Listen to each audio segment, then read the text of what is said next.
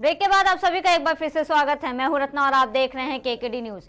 रुक करते हैं इस वक्त की प्रमुख खबरों की ओर। खबर चित्रकूट से है, जहां लघु सिंचाई विभाग द्वारा कराए जा रहे पुराने कूप निर्माण को नया दिखाकर कार्यों में भ्रष्टाचार की प्रमुखता से चलाई गई थी खबर। बता दें कि पूर्व में लघु सिंचाई विभाग के कूप निर्माण कार्यों में गोलमाल किया गया था, जिसके बाद एसोसिएशन अधिकारी ने संज्ञान लिया है, जिससे उपरोक्त ठेकेदारों में हड़कंप मचा है।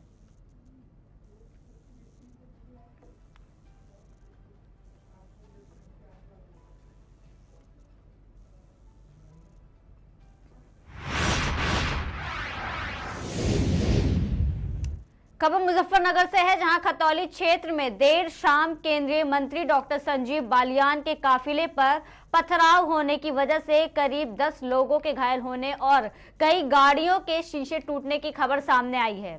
बताया गया है कि खतौली क्षेत्र के राजपूत बहुल्य गांव मरकरीपुर में भाजपा प्रत्याशी मंत्री संजीव बालियान के काफिले पर असामाजिक तत्व और अज्ञात भीड़ द्वारा उस समय पथराव किया गया, जब मंत्री डॉक्टर संजीव बालियान रात लगभग 8 बजे चुनावी सभा को संबोधित कर रहे थे। उसी दौरान केंद्रीय मंत्री संजीव बालियान के काफिले पर अज्ञात भीड़ ने पथराव किया। मंत्री जी, आपके काफिले में क्या हो रहा है? कल करीब 8 साढ़े 8 बजे की बात है रात के। मड़ गांव है, बड़ा प्यारा सा छोटा सा गांव है, भारतीय जनता पार्टी का हमेशा से समय करने वाला गांव है। तो वहां के प्रधान के घर पे कार्यक्रम था, तो हम पहुंचे।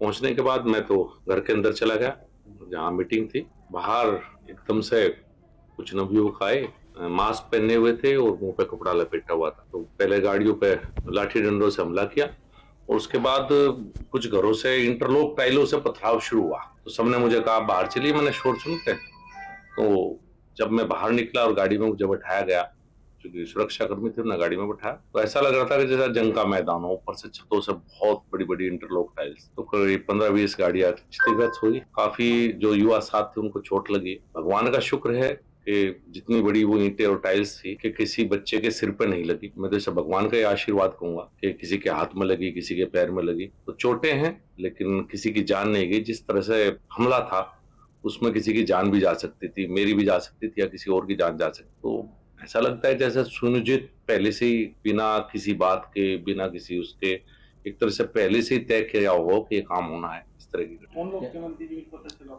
ये तो पता नहीं लगा, युवा थे यही बताया गया मुझे, चूंकि मैं अंदर था उस समय। मैं तो सबको नहीं देख पाया, मैं अंदर था। कुछ युवा थे। घरों की छत पर जो लोग थे वो तो दिखाई नहीं दिए क्योंकि रात का अंधेरा था। वहां पहले से बल्ब भी बंद कर दिए गए थे उस गली में, टोटली में। जैसे बाहर लाइटें, आजकल तो सब गांव में लाइट है, तो पहले लाइटें बंद थी, तो छत पे भी शायद ये दिखाई नहीं दे पाए कि कौन थे। बाकी जो वीडियो आई है उन्हीं के द्वारा मैंने भी देखा है कि कुछ नवयुवक थे और इस तरह से पहले से सब कुछ प्री प्लान। आज शाम समय करीब 8:30 बजे थाना क्षेत्र खतौली के गांव मडकरीमपुर से पथराव की सूचना प्राप्त हुई, जिस पर तुरंत थाना प्रभारी खतौली, मैं फोर्स के पहुंचे और इसके बाद क्षेत्राधिकारी खतौली और मैं एसपी सिटी मौके पर पहुंचे।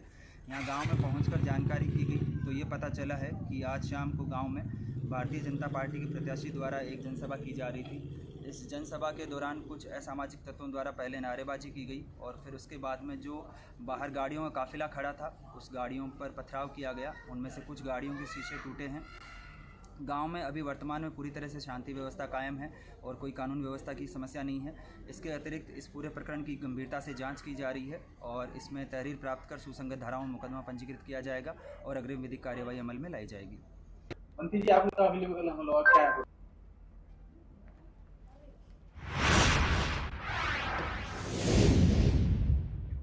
सपा मुखिया अखिलेश यादव ने एक्स पर पोस्ट किया, लिखा कि ब्रह्मांड में इतना झूठ किसी ने नहीं बोला होगा जितना भाजपा ने बोला है। दिल्ली के सीएम अरविंद केजरीवाल की गिरफ्तारी पर बोले कि अरविंद केजरीवाल को अरेस्ट करने से भारतीय जनता पार्टी की पूरी दुनिया में थू-थू हो रही है। अगर हम आंकड़े निकालेंगे, ब्रह्मांड में इतना किसी ने झूठ नहीं बोला होगा जितना भारतीय जनता पार्टी ने ब्रह्मांड में झूठ बोला है।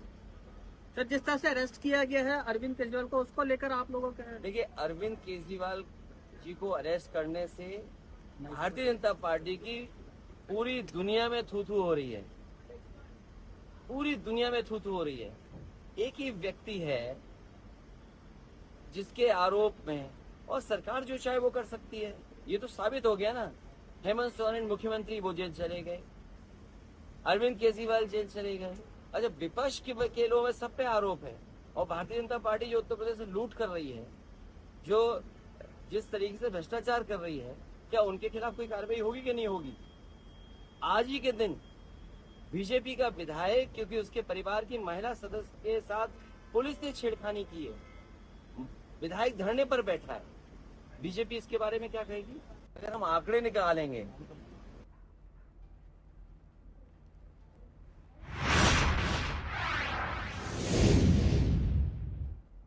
एआईएमआईएम के राष्ट्रीय अध्यक्ष असदुद्दीन ओवैसी और अपना दल कमेरावादी पल्लवी पटेल ने की प्रेस कॉन्फ्रेंस। कहा, उत्तर प्रदेश की स्थितियों में बहुत सी जातियां ऐसी हैं जिनका लगातार शोषण किया जा रहा है।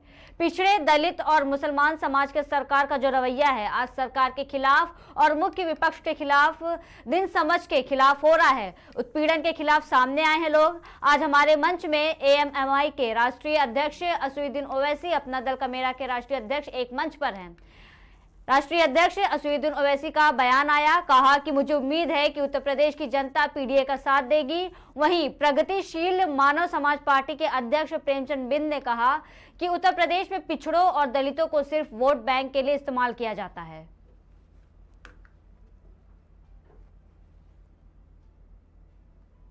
सर्वप्रथम लोकतंत्र के सबसे मजबूत स्तंभ अपने सभी सम्मानित पत्रकार बंधुओं का स्वागत करते हैं। आज इस देश की जो वर्तमान परिस्थितियां हैं, उसमें ऐसे बहुत से समाज हैं, सामाजिक समूह हैं, विशेष रूप से पिछड़े समाज की बहुत सी जातियां, दलित समाज और मुसलमान समाज, जिनको लगातार जिनका शोषण किया जा रहा है, जिनका दमन किया जा रहा है और जिनके सम्मान पे लगातार कुठाराघात किया जा रहा है।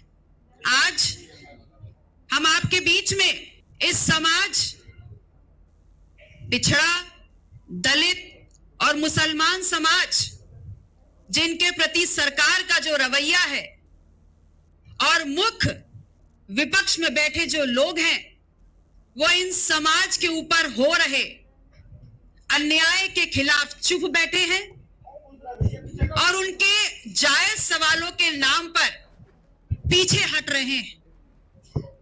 तो ऐसे में आज हम सरकार के खिलाफ, मुख्य विपक्ष के खिलाफ, इन समाजों के ऊपर हो रहे लगातार उत्पीड़न में अपने इस पीडीएम न्याय मोर्चा को लेकर के आपके बीच में आए हैं। पीडीएम मतलब पिछड़ा, दलित, मुसलमान, ये वो समाज है जो इस देश में सरकारें बनाता और गिराता है। और हमारा ये मानना है कि जब तक पीडीएम को सामाजिक न्याय नहीं मिलेगा, राजनीतिक भागीदारी नहीं मिलेगी, तब तक ये सामाजिक न्याय की लड़ाई ना स्थापित होगी और ना पूरी हो पाएगी। समझ गया। मुरादाबाद में क्या हुआ? मुरादाबाद में डॉक्टर एसटी हसन साहब उस पार्टी के लीडर थे लोकसभा में, और इतनी उनकी बेइज्जती की गई, इतनी बदतमीजी उनसे की गई। एक मिसाल दे रहा हूं तो बहुत लंबी फहरिस्त है कि आपने दो कैंडिडेट्स को टिकट दे दिया, दोनों को बी फॉर्म दे दिया। मेरे अल्फाज नहीं है, डॉक्टर साहब के खुद अल्फाज हैं, तो इससे क्या मैसेज जा रहा है आप देख लीजिए। फिर रामपुर में क्या हुआ? तो ये मिसालें कई हैं ना, तो इससे को तो इनकार नहीं कर सकता कि अरे हम नहीं कह रहे हैं, बल्कि वो तो डॉक्टर साहब कह रहे हैं, रामपुर के उनके जिम्मेदार कह रहे हैं। ये हकीकत है, इसे कोई इनकार ही नहीं कर सकता। है और कितनी सीटों पे लड़ेगा और इस पर देरी क्यों हुई? जैसे पहले चरण का डोमिनेशन खत्म हो चुका है, कई मुस्लिम डोमिनेटेड सीट्स थी, जिसको लेके आपका जो अलायंस में पीडीएम का अध्यक्ष हुआ है और वहां पे जो एमआई सीट निकल चुकी है, तो अभी आगे का क्या समीकरण है? पहले सीटें नहीं साहब, सिर्फ एम क्यों कर रहे हो? सिर्फ पीडीएम है ना ये। तुम अभी ठहरिए, तो आपका सवाल पार्शली सही है।